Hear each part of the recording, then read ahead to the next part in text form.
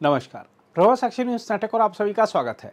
वक्फ संशोधन विधेयक पर विचार कर रही संयुक्त संसदीय समिति यानी जेपीसी की बैठक में आज उस समय बहुत ही नाटकीय घटनाक्रम हुआ जब तृणमूल कांग्रेस के सांसद कल्याण बनर्जी ने पानी वाली कांच की बोतल तोड़कर समिति के अध्यक्ष जगदंबिका पाल की तरफ फेंक दी, जिसके बाद उन्हें एक दिन के लिए समिति की बैठक से निलंबित कर दिया गया। हम आपको बता दें कि भारतीय जनता पार्टी के सांसद अभिजीत गंगोपाध्याय के साथ तीखी बहस के दौरान कल्याण बनर्जी ने गुस्से में आ गए और बोतल तोड़कर फेंकी। समिति के अध्यक्ष जगदंबिका पाल ने कल्याण बनर्जी के आचरण की निंदा करते हुए कहा कि ईश्वर उन्हें सद्बुद्धि दे। उन्होंने कहा वह सारी सीमाओं को लांघ गए थे, सारी मर्यादा को लांघ गए थे। समिति की अगली बैठक से उन्हें निष्कासित किया गया है। ओम बिरला जी, देखिए ये पार्लियामेंट का मामला है। हमने श्री ओम बिरला जी को फोन पे घटना के तत्काल बाद उनको अवगत करा दिया है और उनको मतलब क्योंकि इतनी बड़ी घटना थी, हमें हाउस को जेपीसी की मीटिंग पहली बार हमको एडजर्न करना पड़ा मजबूरी में, क्योंकि जिस तरीके से वहाँ घटना हो गई थी, जिस तरह से पूरी बोतल टूटी थी और सारी चीज़ें हो गई, सब लोग हतप्रभ रह गए थे। और सामने विटनेसेज, उड़ीसा के 2 विटनेसेज, 2 डेलीगेशंस आए थे जिसमें फार्मर जज थे, सीनियर लॉयर्स थे, सारे लोग थे। अब उनके सामने भी क्या ये देश को क्या संदेश आज गया है और उनकी पार्टी को भी सोचना चाहिए कि किस तरह से अपने सदस्य का क्या आचरण है, उस आचरण को किस तरीके से वो कंट्रोल करेंगे। आखिर पार्लियामेंट्री डेमोक्रेसी में हिंसा की जगह कहाँ है? ठीक सर, कल्याण बनर्जी जब बाहर निकले तो उन्होंने ये आरोप लगाया बार बार कि चेयरमैन जो है वो उनका रवैया बायस्ड है। तो अगर चेयरमैन का रवैया बायस्ड है, उसका तरीका है, उन्होंने मेरे खिलाफ लिख करके स्पीकर को दिया है। और क्या आप लोग पूरे दिन यहाँ कवर करते हैं, बाहर खड़े हैं, क्या पूरे दिन मीटिंग चलती है तो लगातार कौन बोलता है?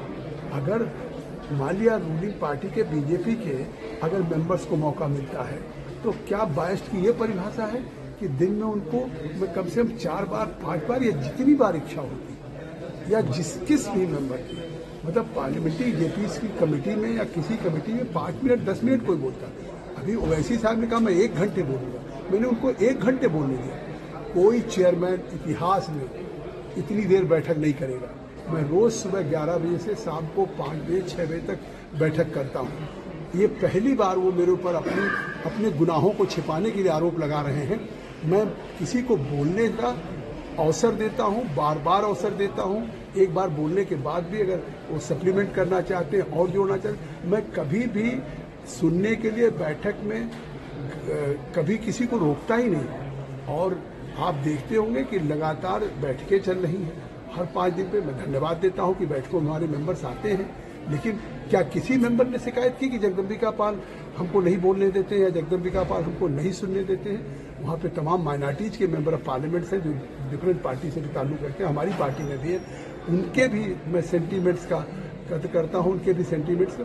किसी को एमपी को अगर ये शिकायत है कि जगदंबिका पाल से नहीं बोले, अगर ये एमपी कह दे तो मैं इस कमेटी से चेयरमैन से इस्तीफा दे दूंगा। ठीक सर, पहले टीएमसी का महुआ मित्र अभी कल्याण बंदोबस्त है, क्या बोलना चाहेंगे टीएमसी के एक के बाद एक जो एमपी है उन लोगों के व्यवहार को लेकर? हम तो अपने जेपीसी के चेयरमैन के नाते इस जेपीसी में जो आज घटना हुई है, जिस तरह से एक हिंसा की घटना हुई या एक बोतल तोड़ करके मारने की कोशिश चेयर के ऊपर हुई और जिस तरह से उन्होंने फेंका, तो ईश्वर की कृपा से मैं बच गया, या जिस तरह से उसके बाद उन्होंने अब्यूज किया मुझे। हम आपको बता दें कि बोतल तोड़कर फेंकने के दौरान कल्याण बनर्जी के अंगूठे और सबसे छोटी उंगली में चोट लग गई, जिस वजह से उन्हें प्राथमिक उपचार देना पड़ा। बाद में उन्हें असदुद्दीन ओवैसी और आम आदमी पार्टी के नेता संजय सिंह द्वारा बैठक कक्ष में वापस ले जाते देखा गया। अधिकारियों ने टीएमसी सदस्य को सूप भी दिया। बैठक खत्म होने के बाद कल्याण बनर्जी ने घटना के बारे में पत्रकारों से बात करने से इनकार कर दिया। हम आपको बता दें कि यह समिति ओडिशा के 2 संगठनों के विचार सुन रही थी, जिसमें सेवानिवृत्त न्यायाधीश और वकील शामिल थे।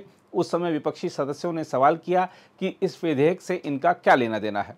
बीजेपी के एक सदस्य ने कहा कि कल्याण बनर्जी बोलने वाले पहले व्यक्ति थे और अध्यक्ष ने उन्हें कुछ हस्तक्षेप की अनुमति भी दी। जब उन्होंने एक बार फिर बोलने का मौका देने की मांग की तो जगदंबिका पाल ने मना कर दिया। इसके बाद कल्याण बनर्जी और गंगोपाध्याय के बीच तीखी नोकझोंक शुरू हो गई। गंगोपाध्याय ने बार बार होने वाले व्यवधान पर आपत्ति जताई थी। हम आपको बता दें कि वक्फ संशोधन विधेयक को मानसून सत्र में लोकसभा में पेश किए जाने के तुरंत बाद संसद की संयुक्त समिति को भेजा गया था। बहरहाल आइए देखते हैं इस पूरे विवाद पर समिति के सदस्य संजय सिंह का क्या कहना है। देखिए, भारतीय जनता पार्टी जो है और यूपी में तो डबल इंजन की सरकार है, मोदी जी की भी है, योगी जी की भी है। 10 साल हो जाएंगे, 2 साल के बाद 8 साल हो गया उनको। तो उनको ना तो सुप्रीम कोर्ट मानना है, ना हाई कोर्ट मानना है। आप देखिए, स्थानीय विधायक खुद एफआईआर करा रहा है कि असली में दंगाई दरअसल भाजपाई थे। ये मैं नहीं कह रहा हूं, बीजेपी का विधायक एफआईआर करा के लिख रहा है कि जिन लोगों ने दंगा किया, फसाद किया, वो दरअसल भारतीय जनता पार्टी के लोग थे। तो इसलिए मैं कहना चाहता हूं इस देश के लोगों को, और एक अखबार ने अपने इन्वेस्टिगेशन में भी बहुत सारे खुलासे किए हैं कि किस तरह से सुनियोजित साजिश रच के बहराइच का दंगा कराया गया।